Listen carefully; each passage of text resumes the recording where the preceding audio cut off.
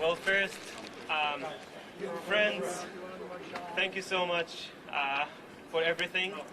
Not only for today, it's just for every day. Like just your words, your words of support, your messages have kept me going.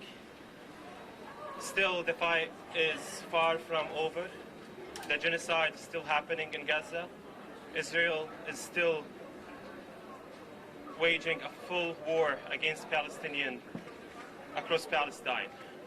The US government is funding this genocide, and Columbia University is investing in this genocide. This is what I was protesting. This is what I will continue to protest with every one of you. Not only if they threaten me with detention, even if they would kill me, I would still speak up for Palestine. Again, I just want to go back and just continue the work that I was already doing, advocating for Palestinian rights, a speech that should actually be celebrated rather than punished, as this administration wants to do. But we'll take a few questions. Mahmoud, what would you say to the Trump administration, because they want to keep you detained? What is your message for President Trump? Just the fact that I am here, it's a message. The fact that all these attempts to suppress pro-Palestine voices have failed now. So this is the message. My existence is a message. The Palestinian existence is a message to this administration. How does it feel to be free? How does it feel to be free? To be honest, I'm I'm still trying to just comprehend that. Of course, it feels great. When I was on the inside, I was free. It's just I was locked up. The fact that they put me in that place, that didn't mean that I was not free. I continued to advocate for Palestinians, for the immigrants who are left behind in that facility. The 1,200 men who, all of them, are incredible men, who the Trump administration are trying to portray as whether criminals or just like illegals, as they say. And as I said yesterday, whether you are a citizen, an immigrant, anyone on this land, you're not illegal. That doesn't make you less of a human. And this is what the administration is trying to do, to dehumanize me, to dehumanize the immigrants, to dehumanize anyone who actually does not agree with what the administration is doing. Excuse me, we're not going to do any more questions today. Come tomorrow to the press conference. Mahmoud, do you still believe in the promise of America, Excuse me, please. No more questions today, but we do have one more speaker. And you can come tomorrow to the press conference where there will be time for many, many more questions. But because of the security here, we have to leave. So, thank you. Thank you, everyone.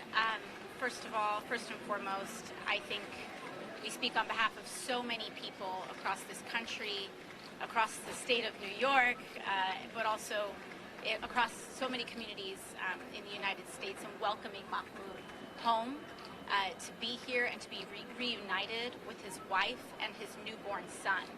Mahmoud Khalil was imprisoned for 104 days by this administration, by the Trump administration, with no grounds and for political reasons.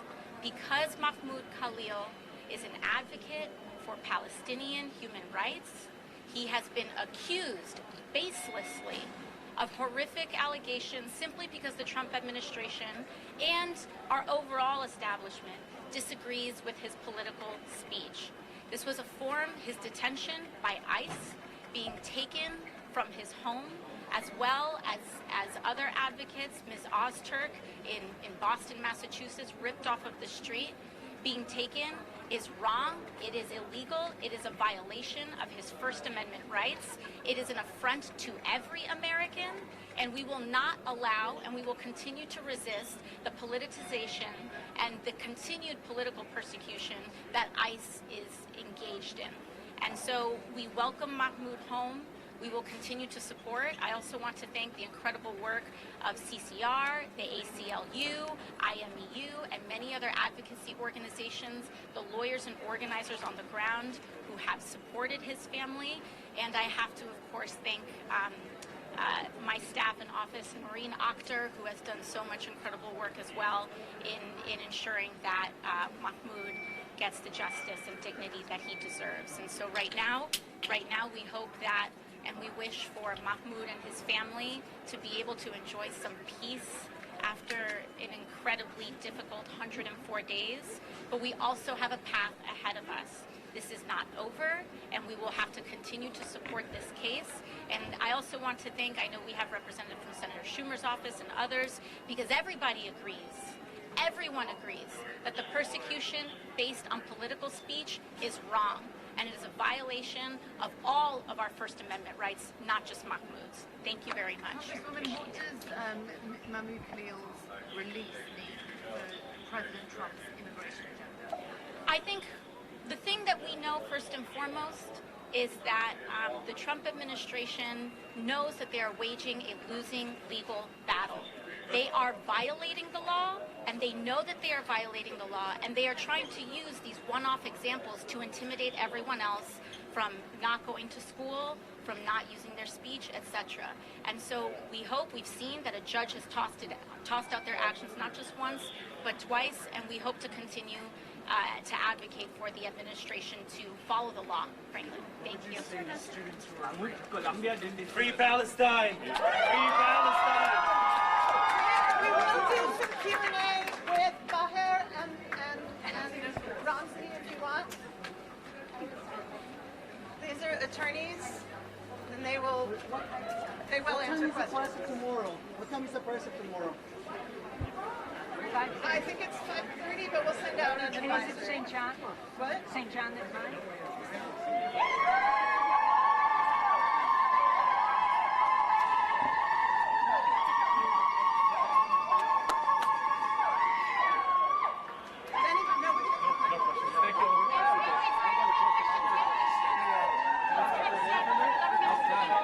Can you tell us what you expected? Like, is there a Wait, timeline? come to the camera.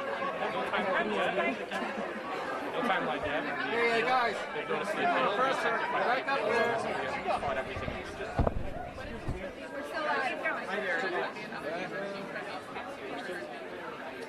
Baher, come to the... The question is about what is the meaning of his release. It's an important battle that he fought. It's an important battle that he fought. Can you guys just not everyone's in the shot? Give everyone a second. Cameras are this way. We can all get in the shot. And then we have to clear.